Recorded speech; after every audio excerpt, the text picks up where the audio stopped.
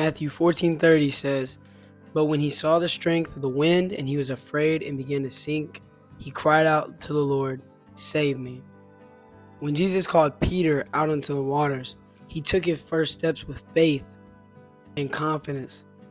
But as he continued to walk on the water and he's looking around, looking at the waves, seeing the waves and the winds and the water crashing around him, he took his eyes off of Jesus and what he was doing in that situation, allowing him to walk on water. And that caused him to fall into the water and sink. When Peter began to sink, Jesus pulled him up out of the water, saying, "You of little faith, why did you doubt me?"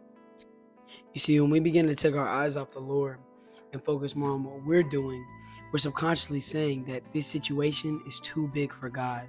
This situation is not enough for God to handle. I need to take it into my own hands. Peter was saying, "God, you see those waves? You see all that wind crashing around us? There's no way I can walk on that."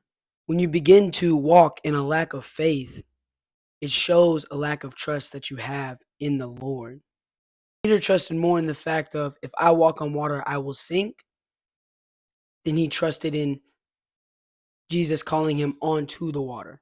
If God is calling you to something in life, do not allow your lack of trust and fear to keep you from fulfilling God's purpose for your life.